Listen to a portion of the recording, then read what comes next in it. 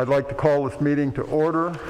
This is the regular meeting of the Garden City Planning Commission. It's Thursday, February 10th, 2022 at 6:30. Would everyone stand and say the Pledge of Allegiance, please? I pledge allegiance to the flag of the United States of America and to the republic for which it stands, one nation, under God, indivisible, with liberty and justice for all. Thank you. Be seated. Would the Secretary take the roll call, please? Chairperson May. Here. Commissioner Steenberg. Here. Commissioner Turnbull. Absent and excused. Commissioner Walls. Absent and excused. Commissioner Kalidas. Here. Commissioner Mativier. Here. Commissioner King. Here. Now we need approval of the agenda. I make a motion to approve the agenda. Second. Motion's made and seconded. Any comments or questions? Take the roll, please. Commissioner Kalidas. Aye. Commissioner Mativier. Aye. Commissioner King. Aye. Commissioner Steenberg. Aye. Chairperson May. Aye. Next, we need approval of the minutes from the regular meeting of January 13th, 2022. Make a motion to approve. Second. Any questions or corrections? Seeing none, would you take the roll, please? Commissioner Steenberg. Aye. Commissioner Mativier. Aye. Commissioner King. Aye. Commissioner Kalidas. Aye. Chairperson May. Aye. Next, we have public comment on non-agenda items only. If there's someone here who would like to comment on a non-agenda item, would you please stand? Seeing no one, we'll move on to our business items. First item is PPL 22-0003. This is a request for a special land use recommendation and site plan approval to establish an indoor amusement use at 5659 Middle Belt Road in the CBD Central Business District. Our first item is a special land use recommendation. And as I said, the purpose of this is to hold a public hearing to get comments on the proposed special land use and make a decision on that with the Planning Commission. So to start out, can we have the presentation of the consultant's report, please? Mr. Ortega? Yes, sir. Thank you, Mr. Chair. Good evening, everyone. Tonight, we're here to consider a special use approval for what's termed an indoor amusement use. The site itself is a 23,000 square foot lot located on the west side of Middle Belt, north of Ford Road. On this lot, there's a current one-story, 11,270 square foot structure. Parking is located to the rear or to the west of the building on the lot. And this lot has direct access to adjacent property in this quadrant of the downtown, this northwest quadrant of downtown. The applicant, once again, is proposing to create an indoor amusement use with areas for art, music, dance, crafts classes, and martial arts classes, along with arcade machines, a bounce house, and bumper cars. So per the zoning ordinance, indoor amusement facilities do require special use approval in the Central Business District, in addition to site plan approval. So I'll begin with a summary of the highlights of some of my special use comments. You have before me your review letter. But mainly when it comes to special use, the first thing we look at is compatibility with adjacent uses. The CBD zoning allows for a wide variety of retail and service uses in the downtown. These include restaurants, theaters, and other entertainment type of uses located in order to provide residents and visitors with activities to enjoy in the downtown. The proposed activities would provide other entertainment options for residents. All activities for this amusement use are required to take place indoors inside the building, and that will promote compatibility with the adjacent uses.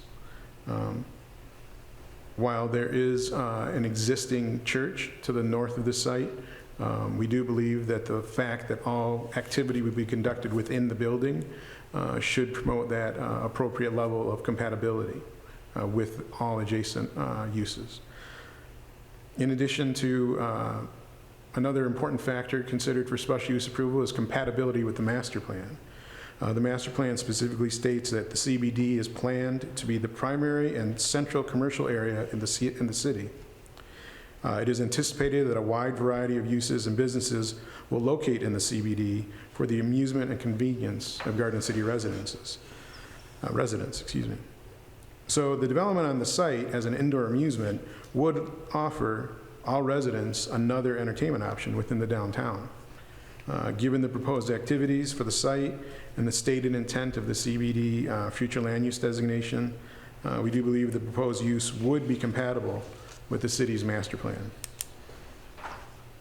Looking at other factors that we consider, for example, the public services available to the site, the already is connected to and has access to all appropriate infrastructure, and the site will be adequately served by those public utilities. With regards to impact on traffic, the site is directly adjacent to Middlebelt Road, one of the primary roads within the city, and also a regional primary arterial for Wayne County. So we do believe that the use should have no impact on traffic. Middlebelt Road would be the only road, one of the roads capable of handling any kind of increased use of traffic. So based on compatibility with the adjacent uses due to the indoor nature of the use, based on compatibility with the master plan, and that the proposed use will not interfere with adjacent property, we would advise the Planning Commission recommend to council to approve of this special use. So those are my special use comments. I can continue on to site plan, or we can have those separately. No, I'd kind of like to take this one at a time. Okay? Yeah, I had a couple of items. My first is the use here. They're talking about having amusement rides. Apparently what it is one of the rooms is going to be separated as a bumper car. So And another one for a bouncy house. Yeah, and then another one with a bouncy house, yep. Yes. And then between that would be perceivably the classroom area where they would have different types of classes, whether it's martial arts, yoga, or that sort of thing. Well, my question about this is that the state regulates and inspects carnival and amusement rides. And I believe that these two items might fall under amusement rides and should be inspected and licensed by the state. Yes, absolutely. If the building official, upon his inspection, because the use has been, the building and the use have been substantially established already in the building, and that's when we were made aware that these additional amusement type rides are located in there.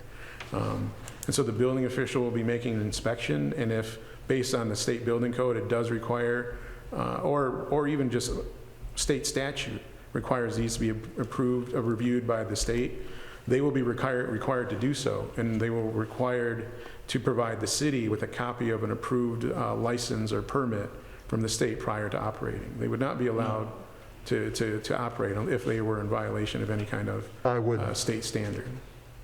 I really wouldn't like to approve this without stipulating that they be, that the state be informed and brought into this for their licensing, because these rides do provide a certain amount of risk to the student or the children that are using them, and they have to be inspected to make sure they're safe and that certain procedures are being carried out to, again, make sure that they're operated in a safe manner. Absolutely, and as a special use, you can definitely make as a condition of your approval that all state licenses shall be issued and verified prior to operation of the business. Yes. That being said, and with your comments in mind, Fred, would it be appropriate to approve the site plan and then have the C of O contingent upon what the building inspector sees in the final assembly of equipment, and then notifying the owner and the state both that he believes that it needs further licensing before it can go into full operation, thereby withholding the C of O until those things are complied with? Should that fall at this level, or should we approve the site plan so it can proceed forward and go to that level? I would think what you could do, if you get to that point, that you could approve the site plan contingent on special use approval, and special use approval would be contingent upon the applicant obtaining the license and a C of O not being issued until the license is approved. So it kind of ties the licensing Well, and can we the C of Os recommend together. approval by the council and include contingencies? Yes, absolutely. Yeah, because that's the nature of the special use. That's why we're taking time to take a look at this a little bit more in depth to make sure all those I's are dotted and T's are crossed. That's an important one, and yes, you could have all those contingencies on there. Diane? Is the applicant here, maybe he already has the state license? Does he already Well, have one? he'll be up in a minute to speak to us, so if we want to hold off on that, Okay. we can wait till he makes his presentation. Sure. The only other thing I wanted to talk about at this time was the number of, and maybe I should wait on that too, the number of arcade games that, do we know that? No, it's not detailed in the site plan, so it would be Because- appropriate to have that additional information. Because if there's 6 or more arcade games, it falls under regulated use. And it may be within 300 feet of a residential zoned area. I believe on our most recent amendment to the regulated uses, did we take arcades out? I We did? don't know. I may not have an up-to-date copy. I will double check right now, but I'm relatively sure we did amend it to remove them as a regulated use. Take me a moment to double check that. Mine's one level back, it needs to be upgraded. Do you know the particular reasoning that was used at the time to make 6 or more regulated? No, that's just the language in Okay. the ordinance. I think probably because of the number of people it would attract. Yes, in our most recent zoning ordinance amendment, we did remove certain uses from the regulated use, such as hotels and motels, but also arcades. They were We removed. removed arcades from that Removed list? from arcades, yeah. Okay, then that's not an issue. All right. The rest of my questions would fall under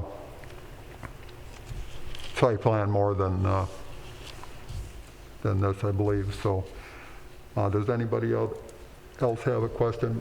Steenberg? The defined parking spaces, do they all fall within the property owner's perimeter? Well, I was going to get into that in site plan review. Okay, yeah, good. Was there any other questions or Not comments for the about? special land use. Okay.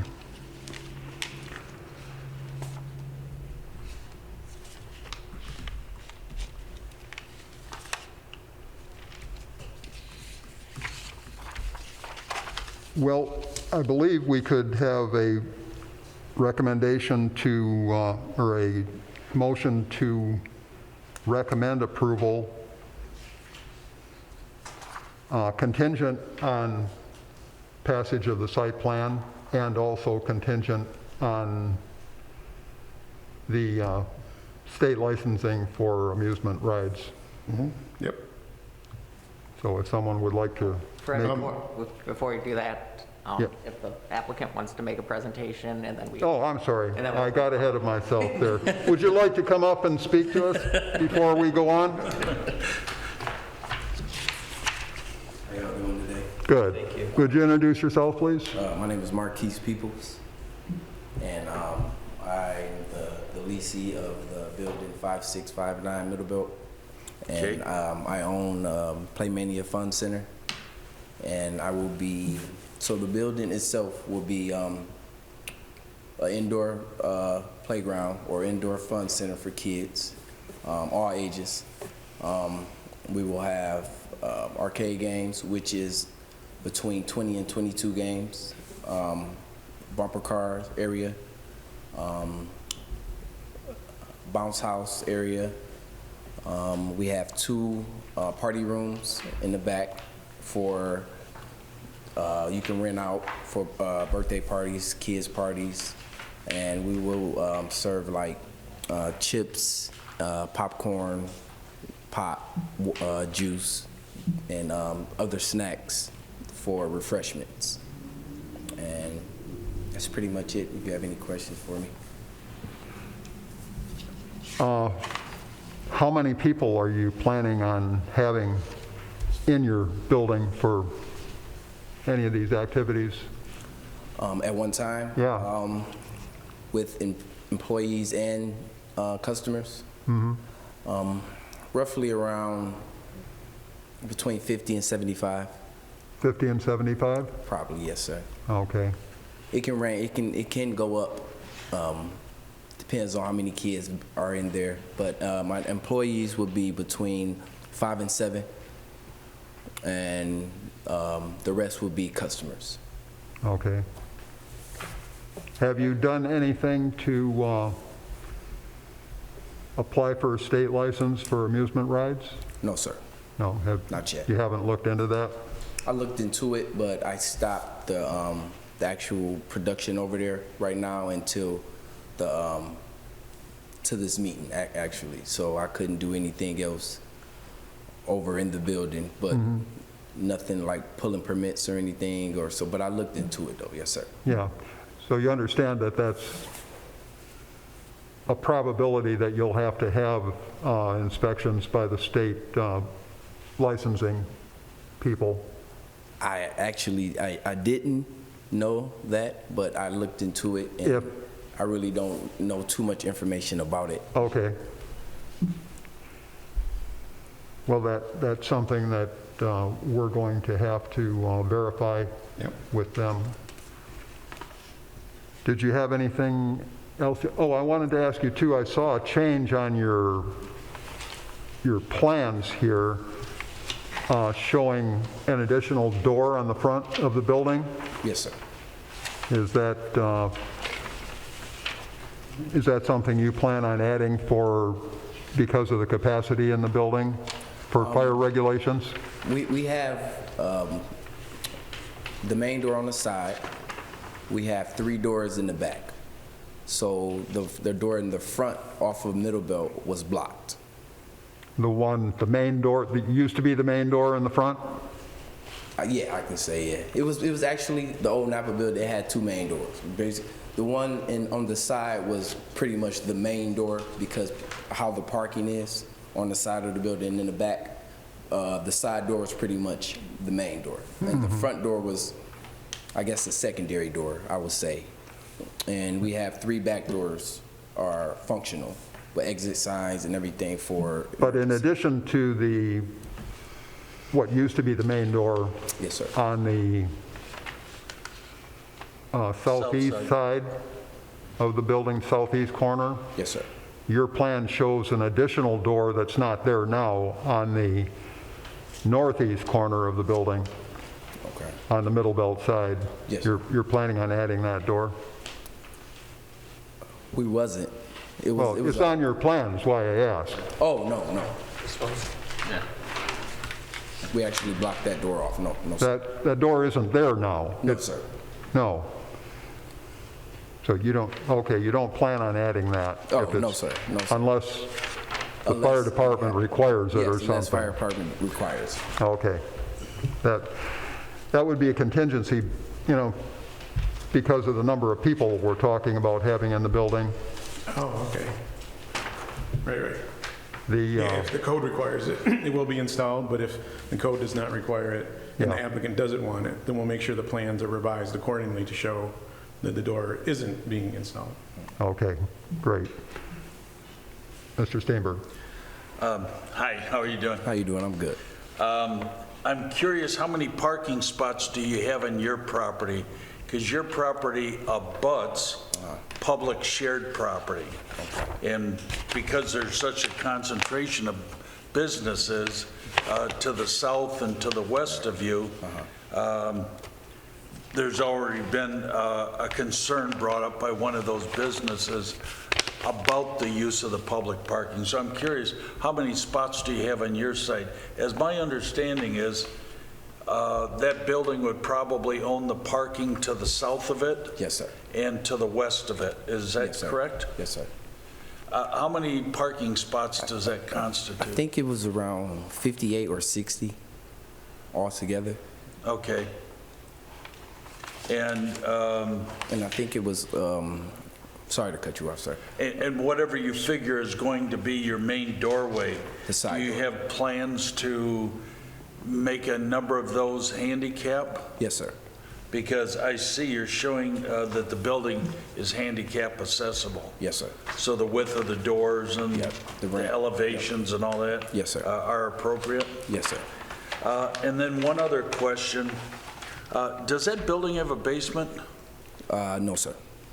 So if I'm reading this right, by the bathrooms that are on the, let's see where my legend's at. Southwest corner. So are the bathrooms like on a second level? It's how it is one bathroom is down. It's not necessarily a basement, but one bathroom is down and the other bathroom is going up on the same side, south side. One's going up, one's going down. In order to maintain compliance with your ADA and your wheelchair Oh, accessibility? I have 3 bathrooms actually. I have a handicap bathroom on the main floor, and I Excellent. have the 2 other bathrooms. Excellent, okay. That's what I was wondering Oh, about, yeah, I have a because ma- I saw the steps. Yeah, yeah. I wasn't sure if they were going down or up. I forget how to read. Yeah, they're going up and down. But I have a main bathroom on the first level, handicap accessible. Okay, great. That's all I have. Okay, well, do we have anything else for the special use? Yeah? Well, my question was going to be hours of operation. Given the parking question, what hours do you plan on operating? 10 to 9. 10 a.m. to 9 p.m. Yes, sir. Monday through Fridays, Monday through Sunday? Monday through Thursday was 10 to 9, and Friday, Saturday, and Sunday. Friday and Saturday was 10 to 10, and Sunday was, I think, 11 to 6. 11 to 6 on Sunday, yes, sir. Okay, thank you. Okay.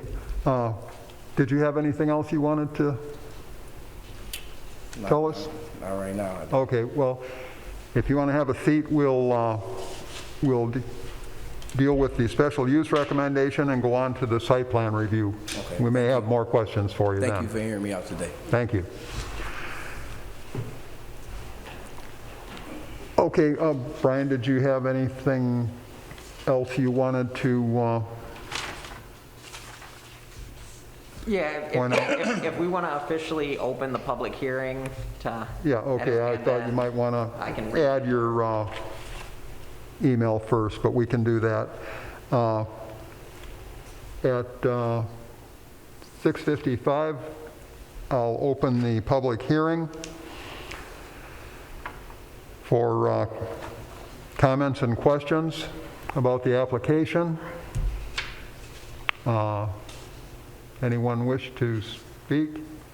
Seeing no one, we'll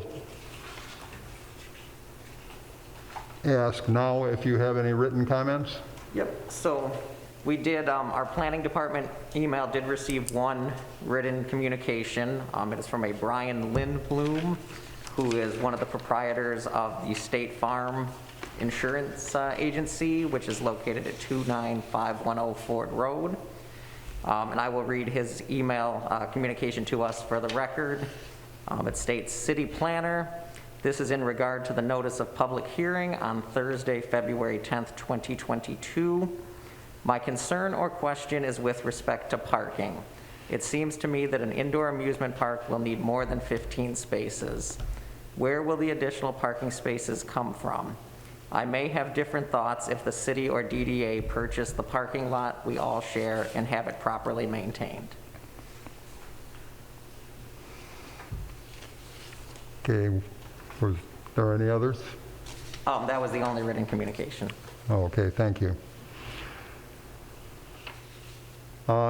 Hearing that, we'll close the public hearing at 6:56 and go on with Planning Commission discussion and recommendations. I had a couple of things, but primarily for the site plan review, I believe. So does anybody have any comments or discussion about the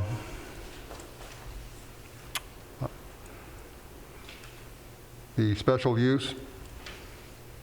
None here. Okay. Nothing, Michael, Frank, Randy, nothing?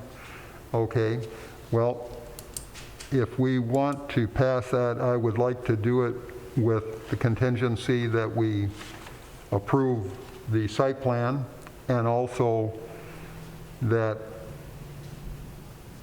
before final approval is given, that we check with the state to see if they would require inspection and licensing of the amusement rides in the building.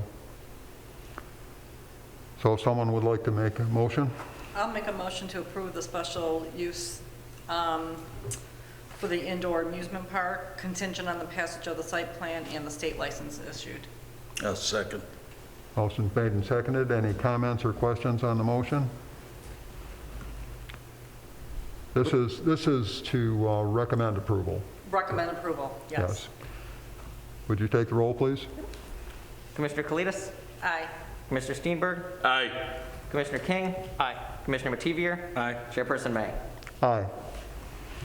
Okay, moving on to the site plan review. Go to the consultant's report again, Mr. Ortega. Yes, sir. So with regards to the particulars of the site plan itself, the building itself is in compliance with the setback and dimensional requirements of our central business district.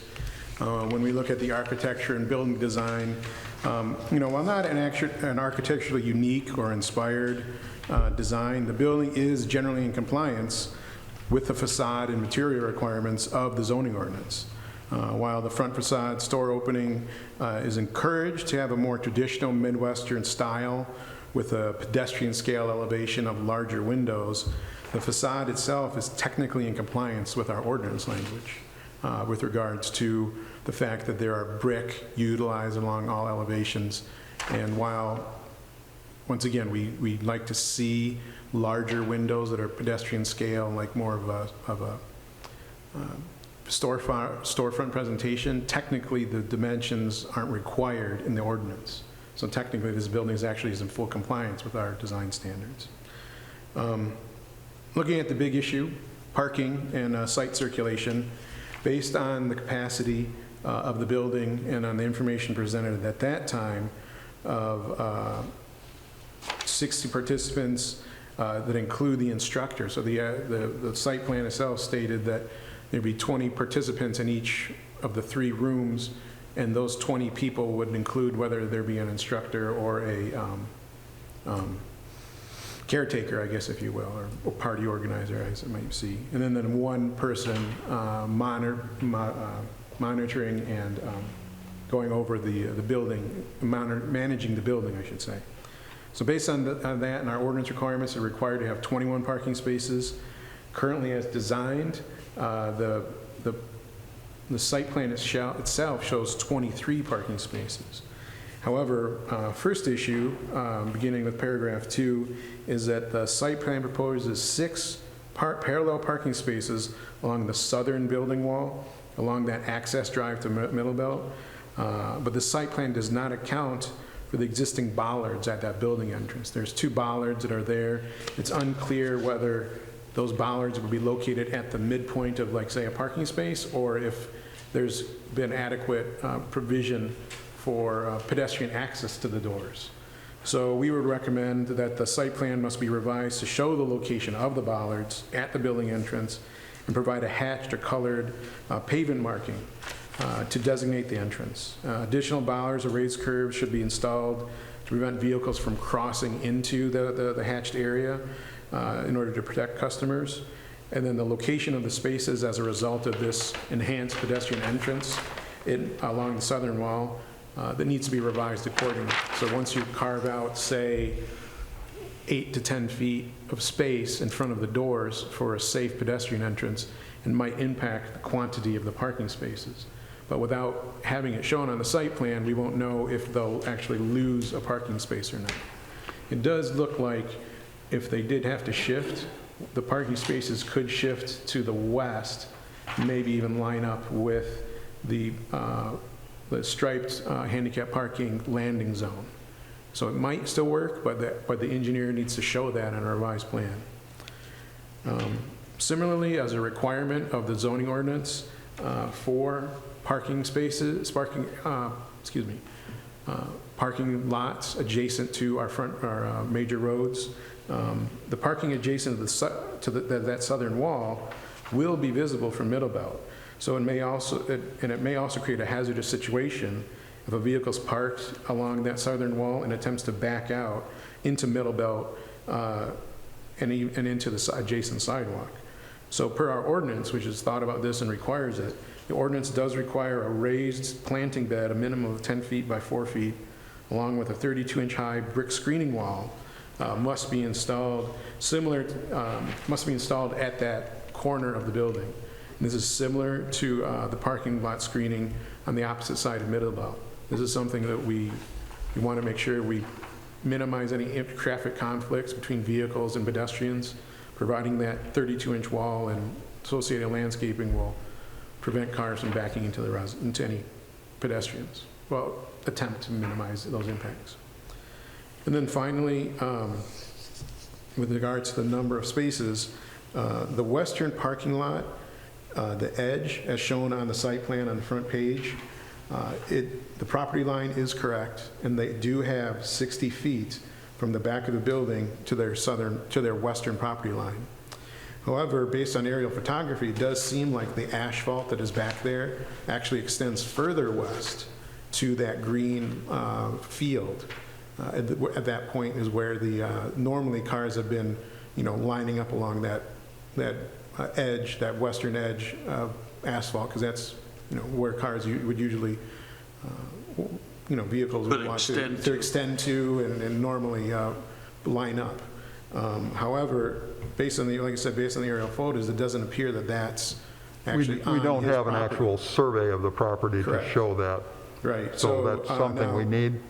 Well, if the applicant wants to go with as proposed, technically, there should be an edge defined at his property line with preferably it should be a raised curb at that edge, but it could also be defined by bumper blocks for those parking spaces so they don't extend onto the adjacent private property.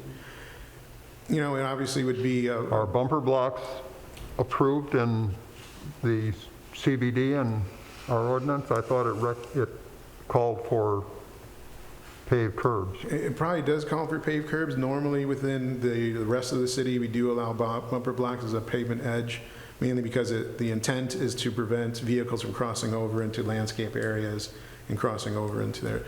Obviously, a raised curb is much more desirable, and it's much more effective than raised curbs. The issue, of course, might be an odd orientation to have bumper blocks in the middle of this asphalt pavement because the property owner to the west has only a small segment of asphalt, and then their grass begins. But unless the applicant has permission from the adjacent property owner to cross onto that, let's say, extra 10 feet of asphalt, it really should, the edge of the parking should be defined in some way. And the ordinance does require it. And then in addition to that, the existing condition of that pavement, I know it's hard to tell under current weather conditions because the snow is still out there. But based on my previous experience on the site, it is in pretty poor condition.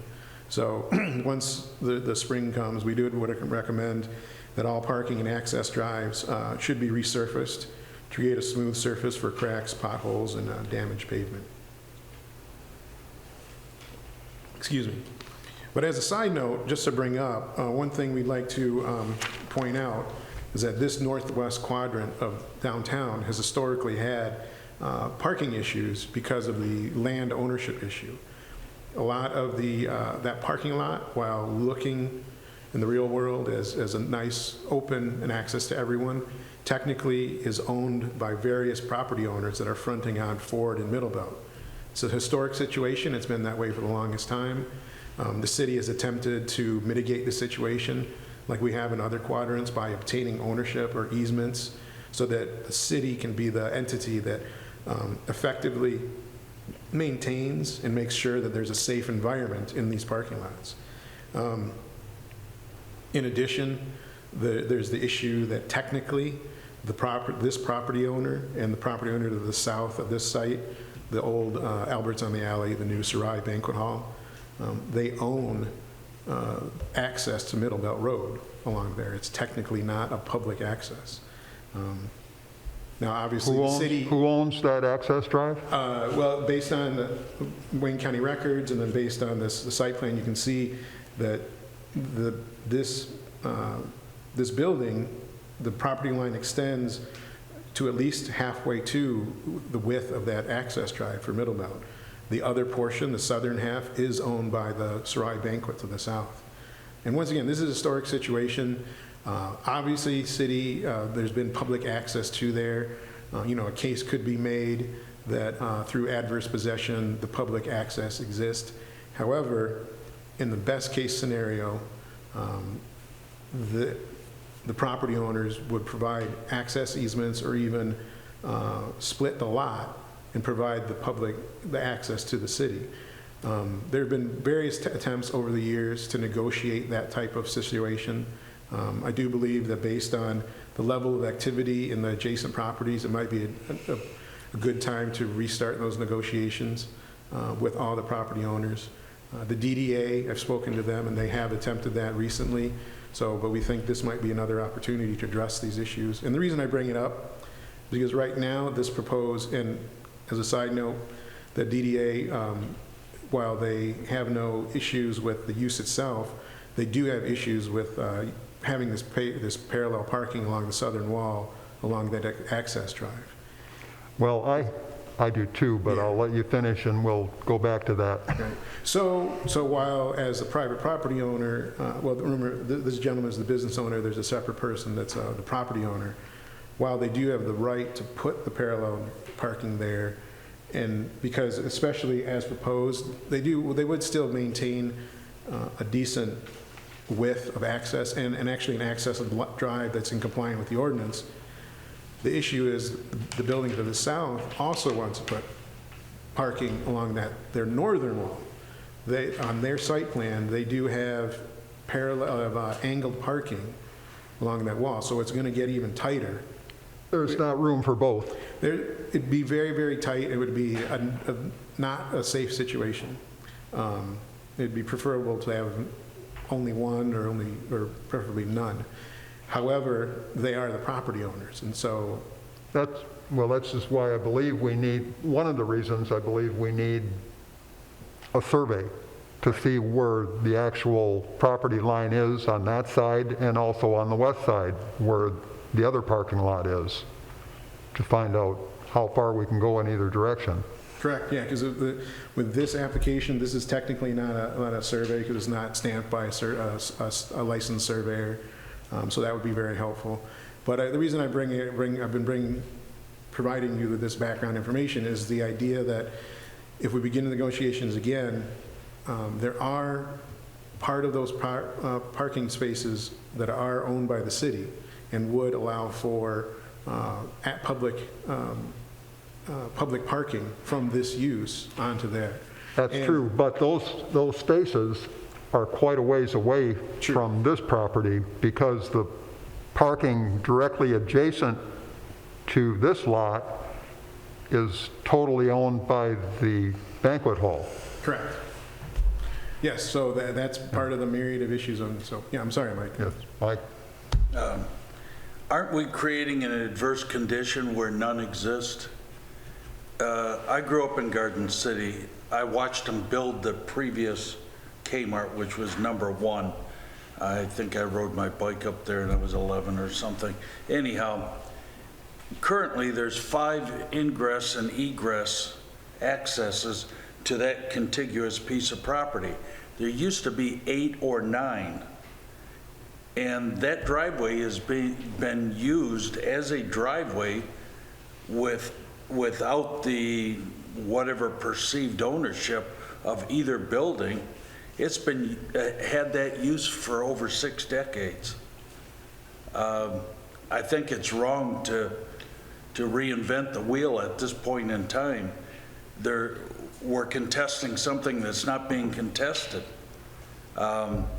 If the DDA is going to come in and codify those parking spots, that's a whole separate issue. But so far as the ingress and egress, the county's asked us to eliminate where possible on Ford Road, and we've done that. We've complied with that when possible. Most recently, it was possible with the site plan approval of LA Fitness, because we're going to have one driveway, a boulevard, if you will, that runs through the middle and eliminate ingress and egress in 2 other locations on Ford Road. And by having that central ingress and egress like that, it pulls the incoming traffic away from all the businesses. So it's 100 times safer than if you walk out of the tax office and somebody's flying in there at 30 miles an hour. So to look at these other ingress and egress areas and consider dividing this up and picking and choosing who gets what side of the driveway and the other at this point in time, I think is very wrong. And I don't think we should be discussing that whatsoever. Well, the issue is, that while you're absolutely right, historically, this has been going on for decades, that public access has been used there. The issue is the applicant is basically, by proposing putting parking here, is asserting their right of ownership to say that they own the land and they're available to, they should be allowed to put parking in that area. Considering that business has been there for a long, long time. And historically, when you talked about the angled parking going towards Middle Belt, it's never gone in that direction. Way, way back when we were talking before the meeting, I think that started out life as an A&P, and the Chatham was across the street. But irregardless, it's been there for a long, long time. And the parking, it has always had angled parking alongside that building, with the rear of the vehicle being to the west and the nose of the vehicle being to the east. So that wouldn't impede any kind of foot traffic on the sidewalk for Middle Belt, nor would it have people backing out on the Middle Belt. If anything, they're going to be driving out on the Middle Belt.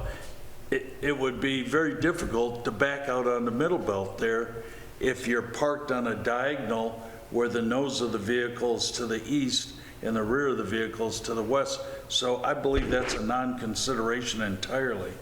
Well, if I may, he's not asking for that, and that side of the drive isn't his property. He's asking to parallel park along the south wall of his building. Which it's always been there. Parking was never there. There was never parking on that wall. The parking was always up Let's against see the the south. former Alberts on the Alley building, angle parking, as you said. The other side never had parking. And now, and one of the things that that's going to impact is that the curb cut coming off of Middle Belt only sticks out about 3 feet from the corner of the building.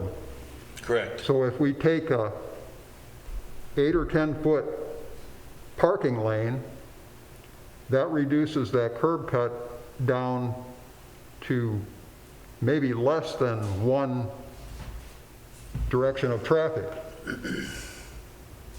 Only half of that curb cut is going to be usable. Now, if it's his property, I suppose that that's his right to close that off, but if he does that, it's going to really impact a lot of things. And another problem with parking along that wall is the safety of the pedestrians coming from the parking lot. There is no safe walk going from the rear parking lot up to the entrance of the building. There should be a sidewalk along the building with a railing on the outside of the sidewalk to protect the pedestrians from cars. But he's proposing that be parking spaces. One of the parking spaces he's proposing is also directly in front of the entrance to the building, which isn't going to work either. I think the whole parking situation needs to be rethought because those, I'm not sure how many spaces that is, whether it's 6 or I believe it was 6. 1, 2, We've 3, talked 4, about 5, it 6. as Yeah, that's 6 spaces.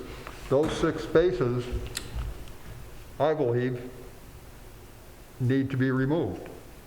I don't think they belong there. They're not safe. They'll cut down access to the whole driveway, and they provide a pedestrian hazard.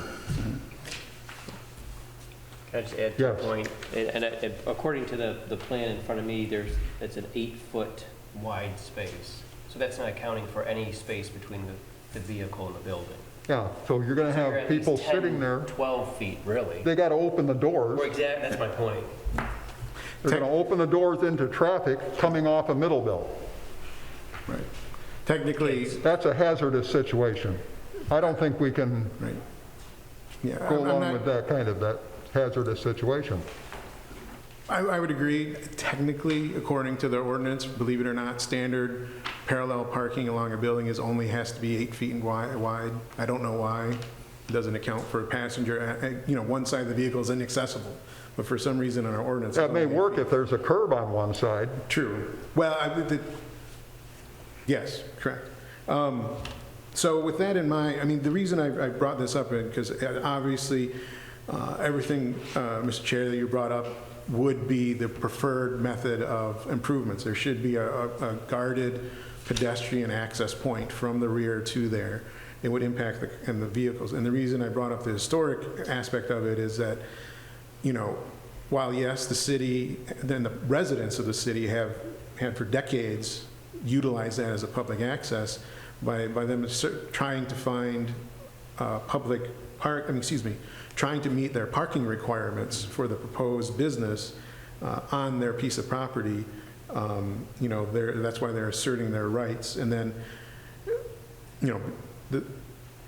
in order to legally make sure, like, for example, if we wanted to prohibit him from having these parallel parking spaces, technically it might require the city to move forward and assert itself and then take that property because of the adverse possession. I don't think that's anything, that's the last case scenario because the ordinance and has solutions for this because there is public parking available. Yes, it is far away. It's not directly adjacent. But I do believe this is actually an opportunity to address some of these longstanding issues. It might not be the final solution, but, might not be the solution that would see all the issues resolved, but it would be something that I think it could get us there. For example, one of the other things that we recently amended with our zoning ordinance, before, any public parking had to be within 300 feet of the building. Now, public parking just has to be within the block. You know, they can't cross Ford and they can't cross Middle Belt. Right. But if there's public parking in in that quadrant, in that block, they're allowed to count it. Obviously, it's not the good case scenario at all, but accordingly, there is actually public parking owned by the city all the way over next to Brandt, behind the dentist. Those are actually city-owned lots. Obviously, but there's 3 different points. There's a pieces of couple other property. parcels out in the middle of the lot too, isn't there? Correct. Yes, Yeah. that's what I was going to say. So the worst-case scenario is accounting for them way over near Brandt. But next to the old Save-On, those are all public parking, and there are 2, or at least 2 other pieces of property within the parking lot that are public parking. So in theory, those could be used to account for parking.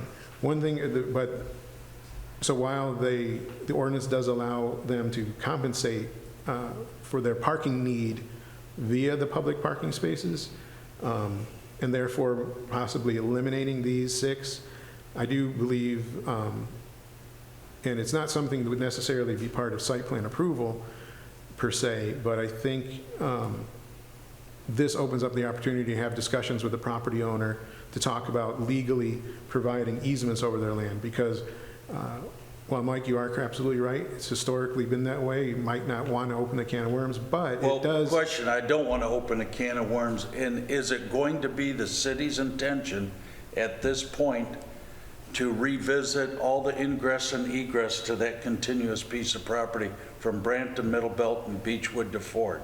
If it is not, then we shouldn't be discussing. We have a site plan here. That's what we should be discussing. Right. And if the parking needs to be met there, or if the parking can be met with a combination of public and private, then the site plan should move forward. And so far as whatever issues the city is going to address in the future, I don't think that's germane at this time.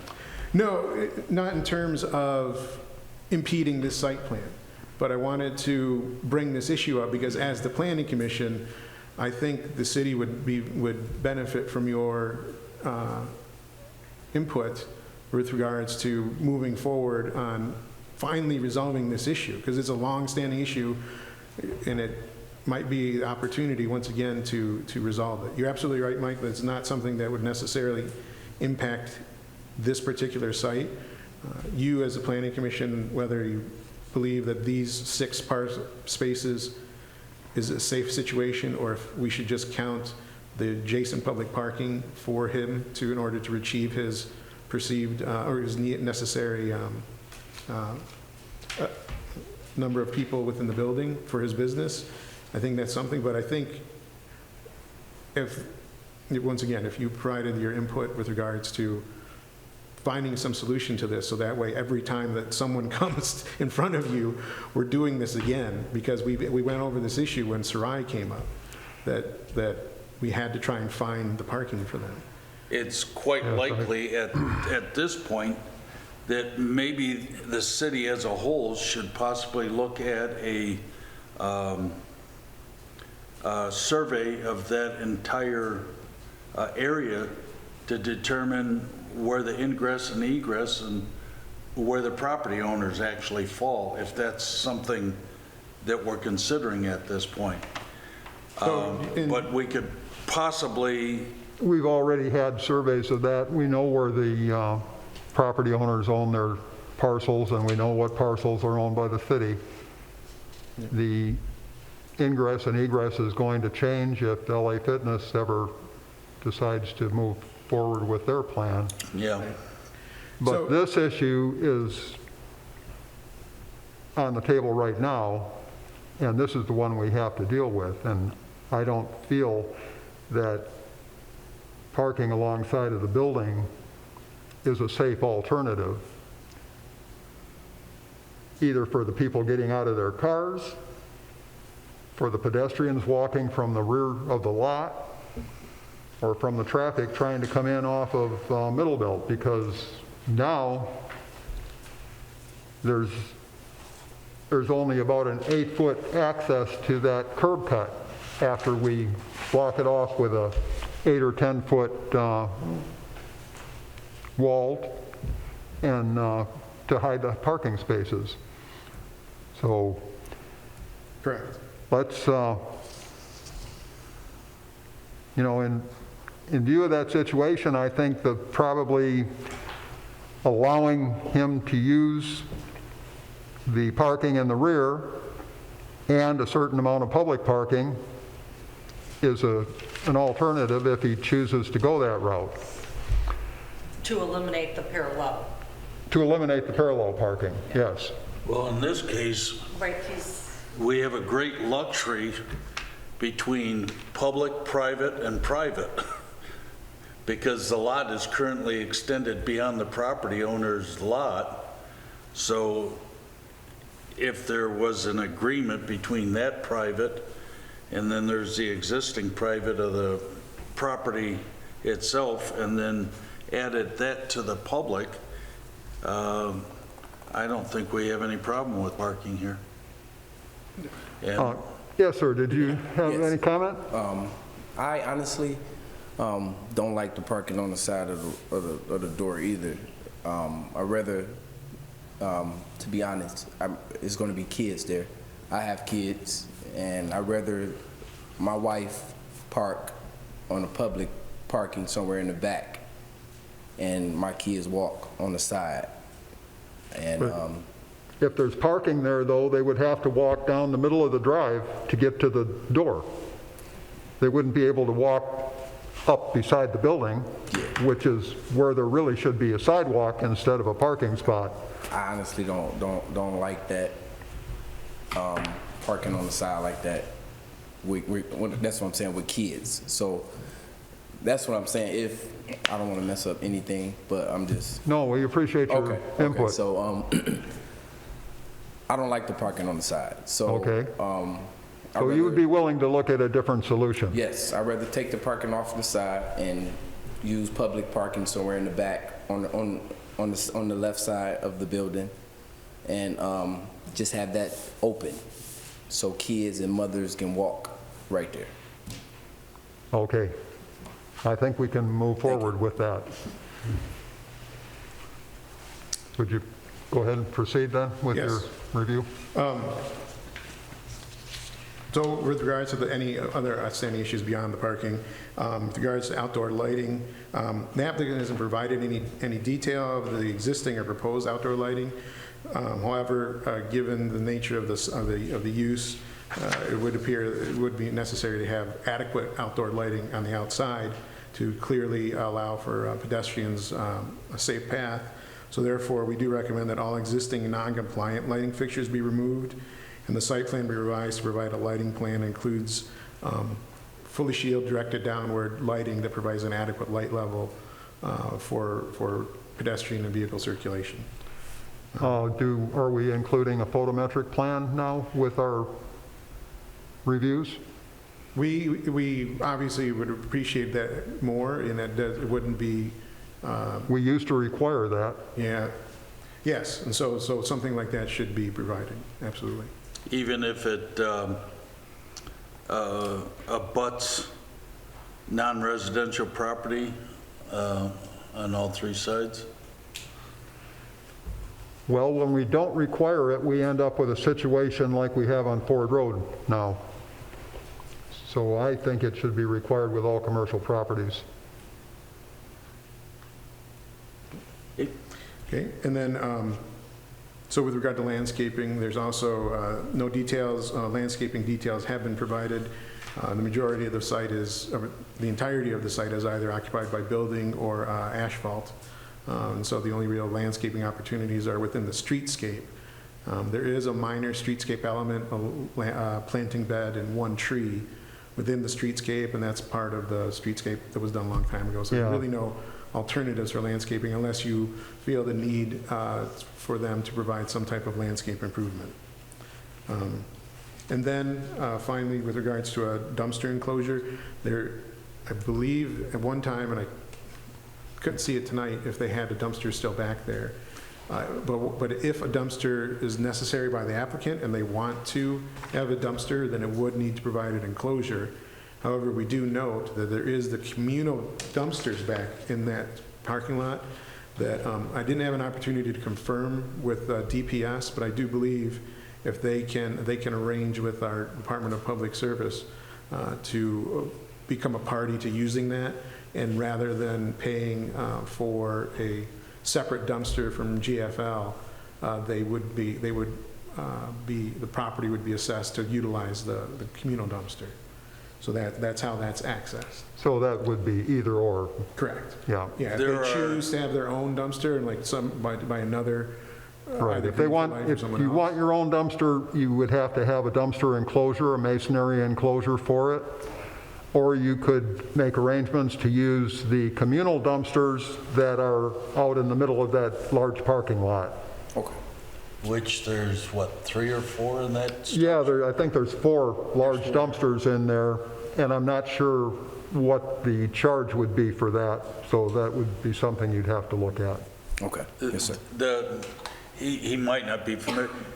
Just to explain what happened there is the DDA, several years back, got the rights to a certain amount of property, and they built the enclosure and put dumpsters in there.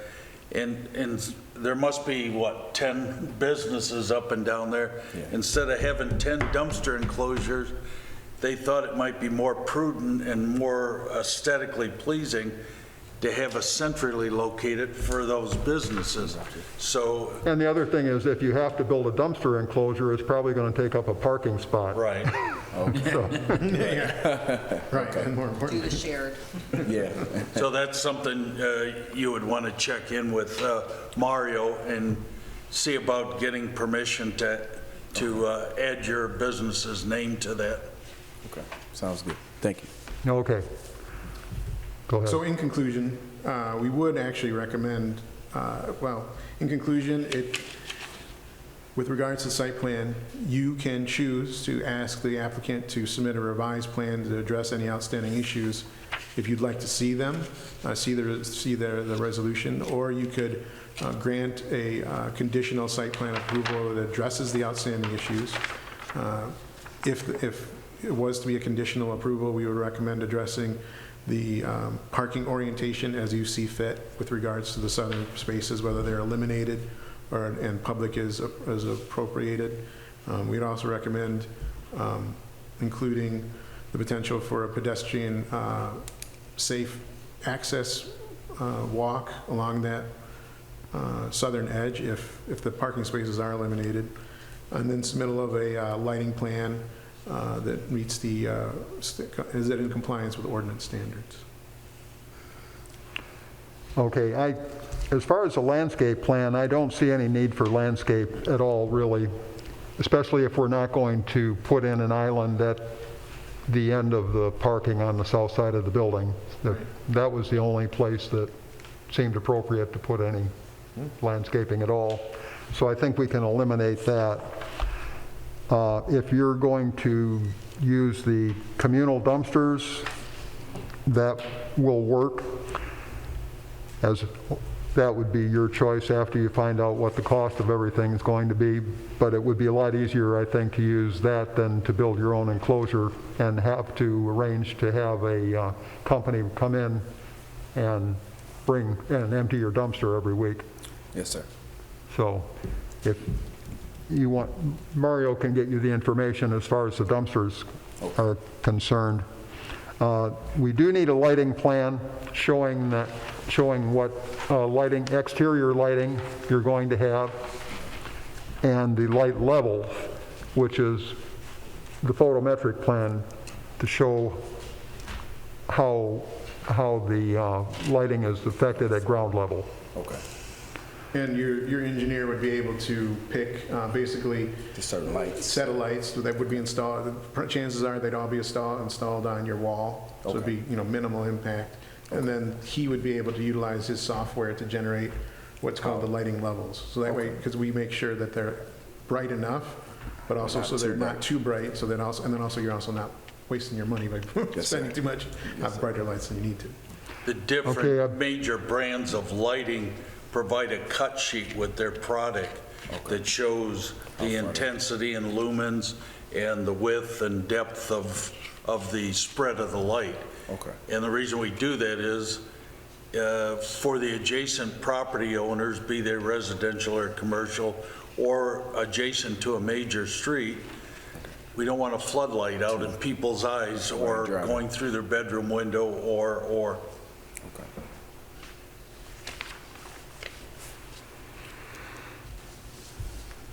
Okay. And you're on board with the parking situation about eliminating the parking along the south side of the building? Yes, sir. Okay, good. So what I think we need, though, is a revised site plan Yep. with these issues. So maybe it would be better to hold off approval of the site plan until we get that, or do you want to handle that administratively? I believe since what you would be receiving would just be the elimination of those parking spaces on this plan, and a note stating that 6 public parking spaces would be provided to access, to meet the parking demand. So that's the only real revision I see for that. So I don't know if you really feel that you need to see that. Seems like- No, I don't really, if you're willing to take care of that administratively. Yeah, because, And check the lighting and the dumpster situation, and I think, and then also the parking lot resurfacing. yep. I had one other thing that we haven't mentioned, and that's that screening fence on the north side of the building. It's a wooden fence that's in pretty bad condition Is that behind or to the west of the building? to the north of the building. Goes between their parking lot and the church parking lot. Okay. You talking about the wood fence and all Yeah, that? yeah, the privacy fence. Yeah, it's kind of bad. Normally, we require a masonry wall for screening, but that's not a residential zoned property either, so I think we could probably get by with something less than a masonry wall there. Maybe if we just refinished, what does everybody think about that? Does it need to be replaced, or can we just refinish it? I don't think there's a drain in that area, so I think it's fairly flat, and it'd probably be easiest to recap it. Now, if there was a drain in No, bad I'm talking about shape. the fence. No, the parking lot. No, To- the fence. Oh, the wood fence. I'm still on the parking. Okay. Is the wood fence on your property or the church's property? Well, it's attached to your building, so I'm assuming it's on your property. I'm thinking it is. Oh. The wood fence is, it's just, it probably needs sanding or refinished. I don't think it's any like holes or. No, it appeared to be all there. Oh, okay, okay. It's just all peeling and flaking and looks pretty bad. Okay.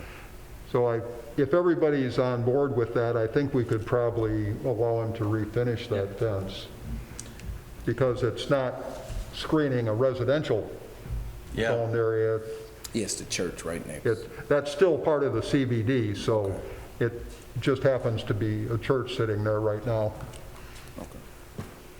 So if you're on board with just refinishing that fence, I think we can go with that.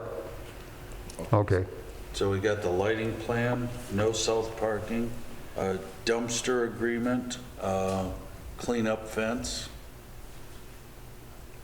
What else? Do away with the landscape.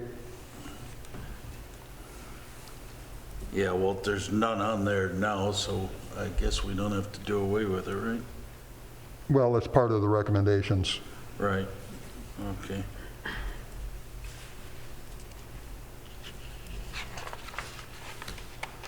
Was there anything before that?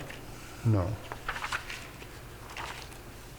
Okay, if somebody would like to put together a motion. One other thing, while we're doing away with the landscaping, we should eliminate number 5 as well, dumpster enclosure. Well, Well, no, we don't want to do away with it until he makes a final decision about the agreement on the communal dumpsters. So leave number 5 as is. Okay. Because it makes, well, then are we going to pass it off to Mario? Because Mario can take care of that. He's got to provide the information about the dumpster cost anyway.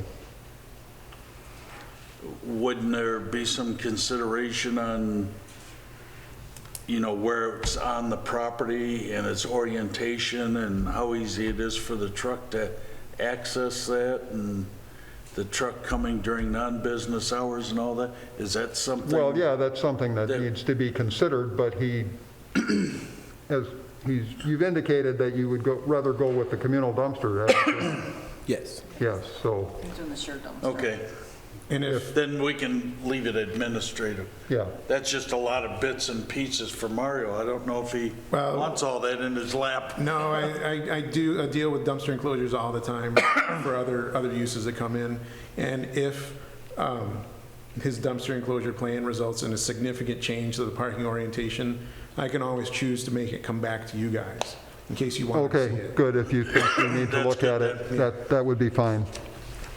Chairperson May, Yes. one other thing that was mentioned earlier that I don't know if you still want to keep in, or you had mentioned about the exit door at the northeast. Oh, yeah, well, the exit door needs to be removed from the plan. Yep.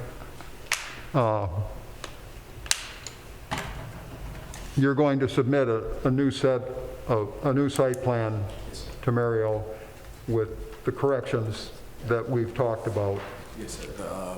I think the corrections was parking, removal, the lights, dumpster, and the door, And the fence cleanup. in the fix. Yeah, you can make a note on it about the fence, Okay. Yes, sir. and I don't, And I can always read back everything before we, And you can always work with Mario, because he's taking more copious notes than I am, and you can interface with him and Okay. And I rely on the motion too for the notes. Thank you. Brian's, all his notes. okay, someone want to make a motion about the site plan? I can attempt to cobble one together. I'll make a motion for site plan approval with the following conditions. The site receiving final special land use approval from City Council. 2, a revised site plan that includes elimination of the parking along the building's south wall, addressing issues along the western parking lot boundary having to do with the asphalt and where the property line ends. Marking along the south wall for pedestrian traffic. And elimination of the northeast door that's currently reflected on the site plan. The submittal of a lighting plan in compliance with ordinance standards, including removal of non-compliant fixtures. And coordinating with DPS on utilization of the communal dumpster or pursuing a dumpster enclosure for a private dumpster. And then finally, maintaining the fence on the north wall by either refinishing it or replacing it. I'll second. Any questions or comments? Take the roll, please. Commissioner King, Aye. Commissioner Steenberg, Aye. Commissioner Mativier. Aye. Commissioner Kalidas. Aye. Chairperson May. Aye. Okay, your site plan has been approved. We recommended that the special land use is approved, but that has to go to the city council at, I don't know what meeting that'll be at, but they have to make the final approval on that. So after that's done, you and Mario can get together, or you can get together with him before then possibly, and you need to get the revised site plan into him anyway. Yes, sir. and then we'll be all set. And I wish you luck. Thank you, I appreciate it, all you guys, thank you, and ma'am. Congratulations. Welcome to Garden City. Yeah. Yes, thank you. Unless you have other businesses here that we haven't. Not in this city, but yeah. Nice. Okay. Other business and discussions. Mario? Just in summary, I'd like to say that, I know that was kind of a longer, a longer discussion with regards to parking. And yes, some of those, it is kind of opening up new issues, but I do believe the city wants to find a solution that will make it advantageous for the property owners. Because I think if they can be, if their concerns can be addressed, and then they be made aware that by providing official easements, they will potentially eliminate, at least as much as we can, given lawyers today, but eliminate legal responsibility with people crossing their property, eliminate maintenance costs, because if by providing easements and that the city will benefit from providing easements for parking and for access, and then the city would take on the role of maintenance, not just. Does the city provide any maintenance at all now? Any snow removal or anything like that? It's funny you bring that up. I didn't see it this time, but you might notice next time there's a snowfall, the city does pile the snow of the city lots. So we don't go beyond. So there's small areas in the middle that get plowed. Correct. What about the drive coming off Middlebelt? Nope. No? At least the last time I saw. And because, Well, the we should DPS look into getting some easements, I think. Exactly. But, to their credit, DPS has a lot to do. Yeah. And so, but they don't, go to the above and beyond because they have so much, they're inundated so much, they have limited staff.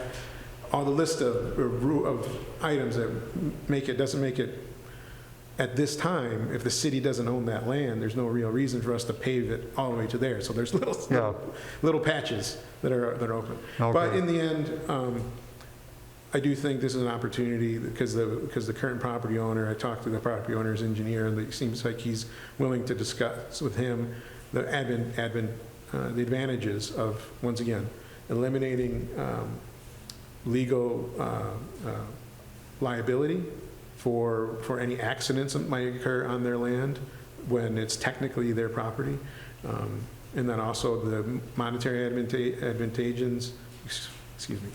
monetary benefit of eliminating maintenance costs and having snow removal. And then also, from my standpoint, if we can provide more public parking in the rear, that would make the approval of future businesses much more of a efficient process, because then they would have access to a wide variety of parking that can meet all the needs based on the square footage of the buildings. Yes.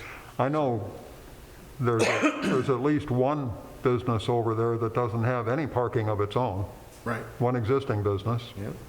And there may be more than that, Yep. And I suspect there are. But actually, the flip side of that too is there are some businesses that do have access to parking, but not enough parking to meet the full capacity of their building. Yeah.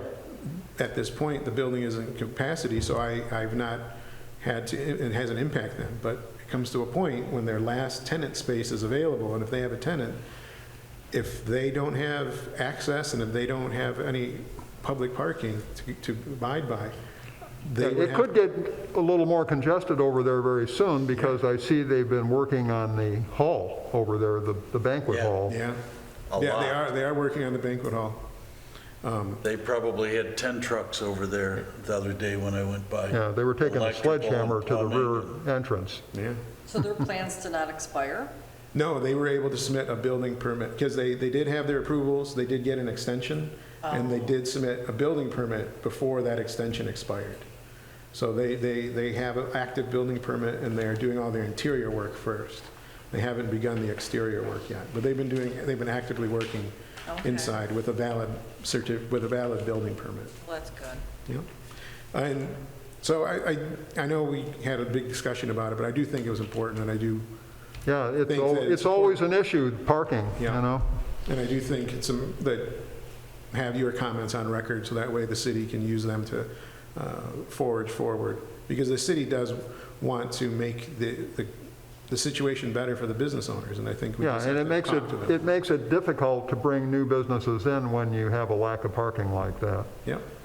So anything we can do to help that situation would be beneficial to everybody. Yes, absolutely. Brian, did you have anything? No, nothing tonight. Okay. Dan? No, not tonight. Mike? Only that possibly through the mayor, that we make a recommendation that the DDA revisit codifying the parking over in that area. All that parking, so we can, instead of having all these broken up areas, Well, the DDA doesn't control it. wasn't it the DDA that bought the property from the private owners to build the I don't know who built the dumpster. The DDA? DDA may have built the dumpster. They built the one over on the other side of Middle Belt. So, I think they were but responsible that's for, probably the only parcel they own. yeah, it probably is. So just like they did over at Kroger's, i.e. now Planet Fitness, they got all those private property parking areas, because there used to be curbs everywhere in there. I mean, you couldn't drive 100 feet without a curb, it seemed like. And after the DDA got control, I don't know if the ownership was directly passed to them or however they do that, they codified the parking and made it one nice big parking, which benefited everybody all the way around that.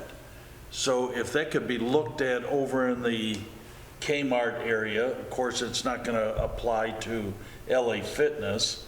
They already have a defined property area that they're going to address with parking islands and landscaping.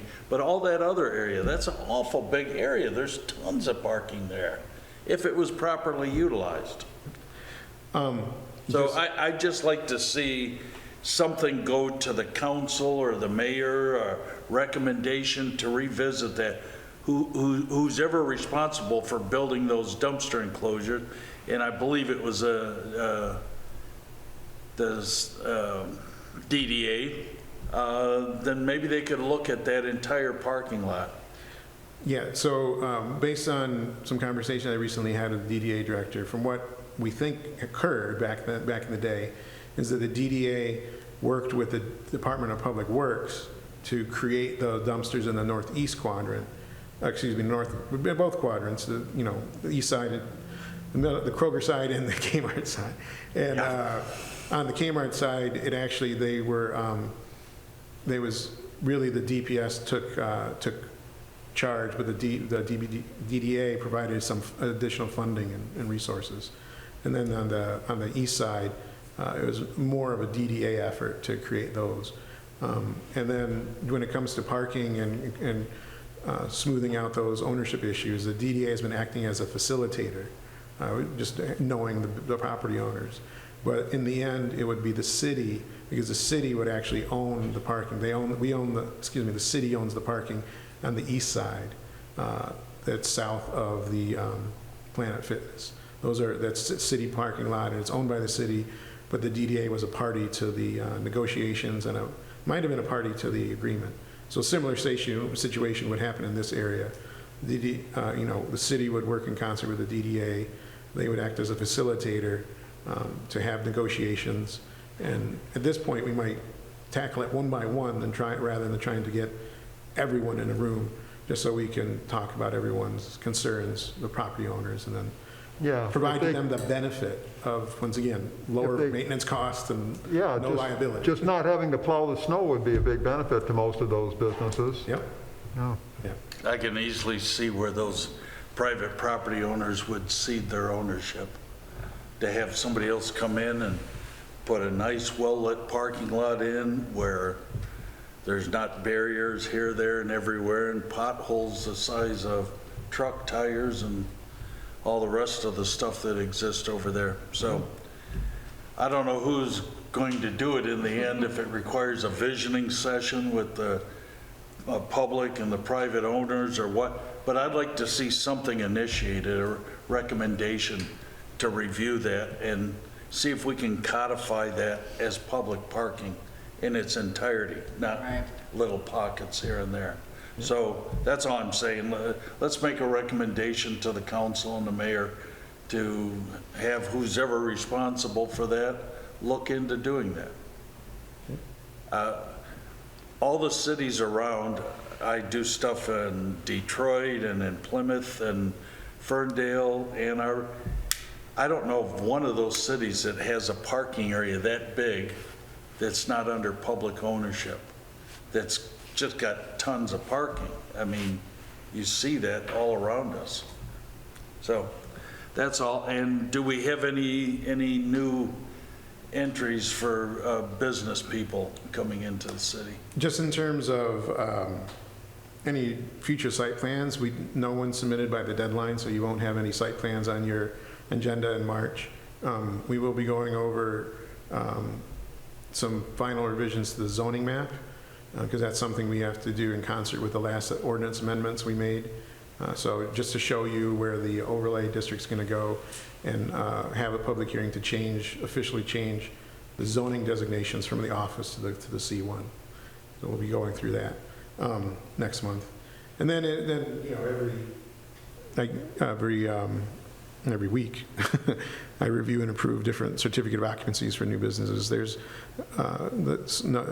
several happen today as well. So, but one is a retail business up on Ford Road, south side of Ford, east of the Burger King in that plaza with Finjan Cafe. And then we got two industrial users going in on, new businesses going in on Manor Park Drive. That business, both buildings were bought by a new property owner, and they've been going through, and any business that didn't have a valid C of O, they've been, to their credit, making them go get a valid C of O, because rather than maintain their legal nonconforming status. And we have been dealing with issues, long-term issues with regards to auto repair businesses just occupying way too much of the parking lot back there. So those kind of things happen, on a weekly basis in the building department. That's all. Thank you. Randy? All right. Murray, you said you might hear from the owners of Orin on what they're planning. Did you happen to hear from them? No, I did hear from someone that was interested in opening up a business in downtown. I directed them to the Orin business, the building. They said that might work for them. But at this point in time, the only thing I know is that they have their active business in Northville, and that that's the only means we can of contacting them at this time. The DDA might have more insight into that, but I'm not sure right now what they're. Haven't heard from them. I think Orin Jr. is probably pretty much retired, and his daughter is running the other store. That is correct. Yeah, right. Yeah. That's from what I hear, that's what it is. Yeah. Yeah. That's all I have, thank you. Okay. The only thing I was curious about was, are we making any progress with that lighting situation at the gas station? So the contractor finally sent me an image of one of the lights with a proposed shield. It looked pretty minimal to me via his picture. The more I look at that, the less I would like to see a shield on them, and the more I'd like them to be removed. Right. The lights on the underside of the canopy are brighter than any gas station around here. Yeah. And there's twice as many of them. Operating room bright. Yeah, I mean, it's above daylight in there, Yeah. I agree completely, and I'm not sure why, but I can say definitively that in other communities throughout the southeast Michigan that I work with, for some reason, gas stations just want them super bright. I don't understand why. It's like Well- blindingly bright. So in terms of this applicant, he sent me a picture of the shield. It didn't do much, and it's the light that's on the north side of the building, adjacent to Henry Ruff, right? Yeah. Yeah. Henry Ruff right there. And it doesn't look like it does much of anything. No, it doesn't. And the business owner's contention was that because of the because MDOT required a right turn only curb cut directly at the northwest corner of the site, he's saying that larger vehicles are having problems seeing the curbs. I'm not sure if that's the case, because as you just pointed out, Fred, the canopy light should throw enough light over that. Yeah. Yeah, So- I think so. Technically, the site plan that you approved and that I've shown him that he agreed to build did not have those lights, and it had pole lighting. So, Yeah, I think he's just going to stonewall you, and I think you just have to stand firm with him. okay. And I guess I would say if he actually wanted to maintain those existing lights, I mean, technically, you're going to make him come back for site plan review and approval from you, if he really wants to do that. I mean, the other alternative is just to tell him no, and he has to do compliance with the full site plan approval. Because if you don't even That want to would see be him. my choice. Okay. Yeah. Okay, well, I don't have anything else. No other business? I'll hear a motion to adjourn. Make a motion? Oh, yes? Oh, Hello, on March 16th of this year, you will be invited, invitations are going out. You will be invited to a volunteer dinner, Mario will be hosting. Right. Just kidding. At 6 p.m. at La Roma, the new La Roma. Very nice inside. Dinner will be served, brass music will be at 6, dinner will be served at 6:30. the 15th, 16th, 16th. March 16th. March 16th. The invitations are going out, but I just want to give people a heads up. Okay, thank you. Thank you. Actually, it's the city putting it on, it's not ours. Motion to adjourn? Make a motion. Second. All in favor? Aye. Meeting's adjourned. Yep. Yep. Going back, last night,